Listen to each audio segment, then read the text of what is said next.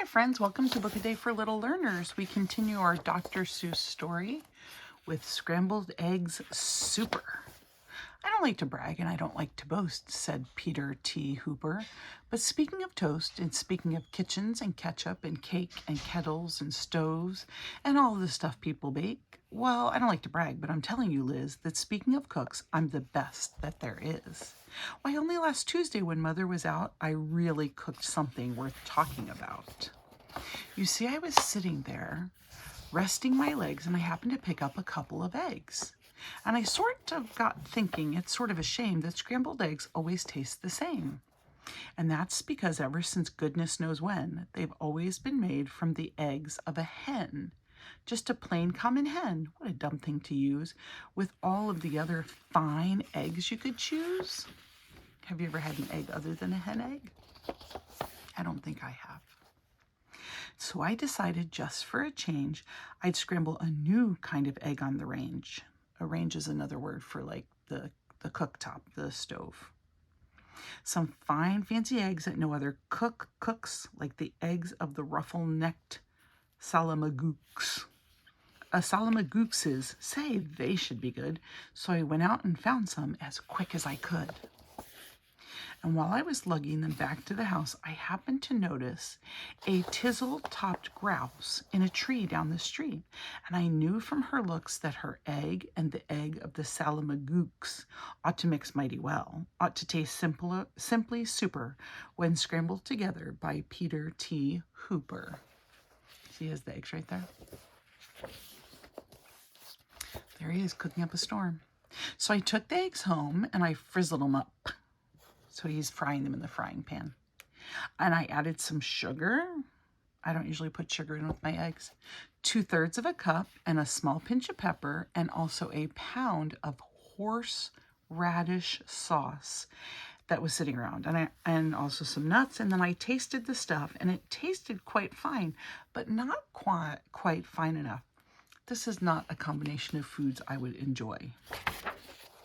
To make the best scramble that's ever been made, a cook has to hook the best eggs ever laid. So I drove to the country, quite rather far out. You see them way up here? And I studied the birds that were flitting about. I looked with great care at a mop-noodled finch. I'm guessing it's him because he looks like he has mop hair. I looked at a beagle-beaked, bald-headed grinch. And also I looked at a shade-roosting quail who was roosting right under a lasalac's tail. Oh, right there. You see him? And I looked at a spritz and a flannel-winged jay, but I just didn't stop. I kept right on my way because they didn't have eggs. They weren't laying that day. No eggs for those birds. Then suddenly, boy, up that hill a short space, birds. They were laying all over the place. Great, happy, gay families with uncles and cousins all laying fine, strictly fine, fresh eggs by the dozen. That means 12. Well, I'd have a scramble. More super than super. Scrambled eggs, super de-duper, de-booper. Special deluxe a la Peter T. Hooper. Look at all the eggs he has. They're even different colors. Some are white, like a hen's egg. Some are blue, some are red. Hens actually can also have brown eggs. I picked out the eggs in a most careful way. I only picked those that I knew were grade A. I only took eggs from the very best fowls. A fowl is a type of bird, another name for bird. So I didn't take eggs from the twiddler owls. Look, they're twiddling their thumbs together. That's what this means. You twiddle your thumbs, because I knew that the eggs of those fellows who twiddle taste sort of like dust from inside a bass fiddle. Ooh, that wouldn't be good. I went for the kind that were mellow and sweet, and the world's sweetest eggs are the eggs of the queet, which is due to those very sweet trout that they eat. And those trout, well, they're sweet because they only eat wogs. And wogs, after all, there's a wog, looks like a frog. And wogs, after all, are the world's sweetest frogs. Sweetest frogs. And the reason they're sweet is whenever they lunch, it's always the world's sweetest bees that they munch. And the reason no bees can be sweeter than these, they only eat blossoms off bezel nut trees. And these beeznut blossoms are sweeter than sweet, and that's why I nabbed several eggs from the wheat. Ooh, bright yellow. But I passed up the eggs of a bird called a strudel, who's sort of a stork, but with fur like a poodle. For they say that the eggs of this kind of stork are gooey like glue and they stick to your fork. And the yolks of these eggs, I am told, taste like fleece. Ugh. While the whites taste like very old bicycle grease. Fleece is a type of fabric. Or I guess an animal could have fleece. The places I hiked to, the roads that I rambled to find the best eggs that have ever been scrambled. I hunted new birds along wild tangled trails, through gullies and gulches, down dingles and dales. I wriggled my way and I crawled at a creep through a forest of ferns that was 40 miles deep.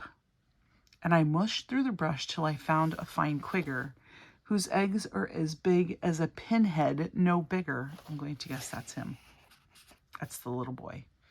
That's the bird. That's the quigger. Oh, look how tall he is.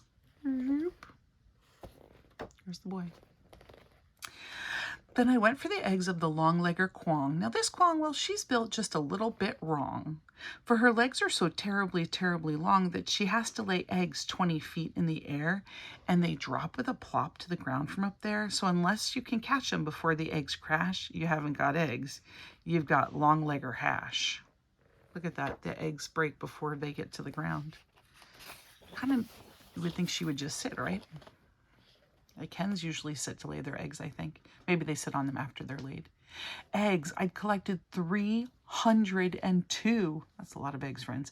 But I needed still more, and I suddenly knew that the job was too big for one fellow to do. So I telegraphed north to some friends near Fazole, which is 10 miles or so just beyond the North Pole. And all of them jumped in their catamasside, which is sort of a boat made of sea leopard's hide,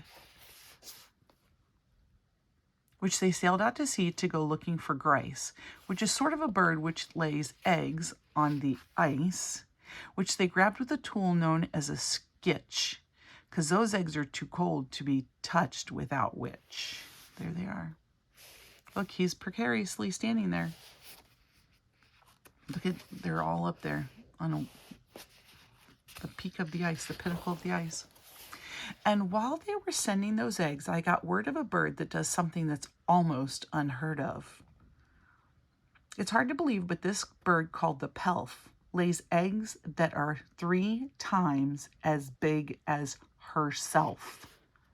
How that pelt ever learned such a difficult trick, I never found out. But I found that egg quick, and I managed to get it down out of the nest and home to the kitchen along with the rest. How would he even carry it? It's so big. But I didn't stop then, because I knew of some ducks by the name of the single file Zumzian zooks, who stroll single file throughout the mountains of Zums, quite oddly enough, with their eggs on their thumbs. Right on their thumbs.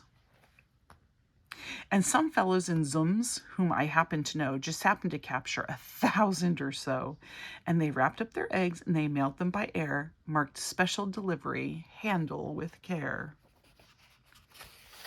There he is. There's the guy who found them. They're the guys. I needed more helpers, and so for assistance, I called up a fellow named Ali long distance. And Ali, as soon as he hung up the phone, picked up a small basket and started alone to climb the steep crags and the jags of Mount Struku to fetch me the egg of a Mount Struku cuckoo. Now, these Mount Struku cuckoos are rather small gals. Do you see it? So there's his little basket. I love his tall house. And then he's going, look. Now, I don't see the egg. There, it's a small little bird, though, for sure. But these Struku cuckoos have lots of big pals. That's funny. So you have to get them carefully, I guess. They dive from the skies with wild cackling shrieks, and they jabbed at his legs and they stabbed at his cheeks with their yammering, clamoring, hammering beaks. But Ali, brave Ali, he fought his way through, and he sent me that egg as I knew he would do for my scrambled egg, super de-duper de-booper, special deluxe a la Peter T. Hooper. In the meanwhile, of course, I was keeping real busy collecting the eggs of the 3 eyelashed tizzy. They're quite hard to reach, so I wrote on the top of a Hamma Icka Schmin Icka Schnom Icka Schnop. That bird has 3 eyelashes. That's kind of funny. 3 eyelashes. Look at all the eggs Peter T. Hooper has. He's a lot. His omelet is going to be mighty big. Then I found a great flock of southwest-facing cranes. And I guess they've got something that's wrong with their brains. For this kind of a crane, when she's guarding her nest, will always stand facing precisely southwest. So to get at those eggs wasn't hard in the least. I came up from behind from precisely northeast. That doesn't seem like a very smart thing for a bird to do. She's not protecting her egg. And I captured the egg of a grickly gractus who lays him a pie in a prickly cactus. There's the cactus. He looks kind of grouchy. He said it's grickly. Then I went for some ziffs. They're actually like zuffs, but the ziffs live on cliffs and the zuffs live on bluffs. And seeing how bluffs are exactly like cliffs, it's mighty hard telling the zuffs from the ziffs, but I know that the egg that I got from the bluffs, it wasn't a ziffs from the cliffs, it was a zuffs. Now I needed the egg of a moth-watching snuff, who's a bird who's so big, she scares people to death. And this awful big bird, well, the reason they name her the moth-watching snuff is because that's how they tame her. She likes watching moths. She sort of quiets her mind, and while she is watching, you sneak up behind and you yank out her egg. So I got one, of course, with the help of some friends and a very fast horse. Look at, he's giving the moth. They tied it. That's a big egg. If you want to get eggs you can't buy at a store, you have to do things never thought of before. Why, to get at the egg of one very small doff, we had to pry all of one mountaintop off. Oh my word, look at that. They pried it off. They used a type of a lever. So there are the weights, and it went like boop, and so this popped that up so that they could get at it. That bird was well protected. Then I heard of some birds who lay eggs, if you please, that taste like the air in the holes of Swiss cheese, and they live in big Zanzibar trees. So I ordered a tree full. The job was immense, but I needed those eggs and said, hang the expense. Hang the expense means like, we don't care how much it costs. Look at the elephants carrying it. That is a big, big tree. I still needed one more, and I saved it for last, the egg of the frightful, bombastic aghast. And that bird is so mean, and that bird is so fast, that I had to escape on a Jill Icka-jast, a fleet-footed beast who can run like a deer, but looks sort of different. You steer him by ear. So there's the bird, and then there he is on this animal. All through with the searching, all through with the looking, I had all I needed, and now for the cooking. I rushed to the kitchen, the place where I'd stacked them. I rolled up my sleeves, I unpacked them and cracked them and shucked them and chucked them in 99 pans. Do you want him just to be at an even 100? Then I mixed in some beans. I used 50 cans. Then I mixed in some ginger, 9 prunes, and 3 figs, and parsley, quite sparsely, just 22 sprigs. And then I added 6 cinnamon sticks and a clove. And my scramble was ready to go on the stove. Again, just like the beginning, friends, that recipe does not sound good to me at all. And you know how they tasted? They tasted just like, well, they tasted exactly just like scrambled eggs, super de duper de booper, special deluxe a la Peter T. Hooper. I think it would have been easier to stick with the hen eggs. Friends, thank you for joining me. We are in the middle of our Dr. Seuss series of books, so if you've missed any, go ahead and check those out. Come back tomorrow for our next Dr. Seuss story, and I will see you then.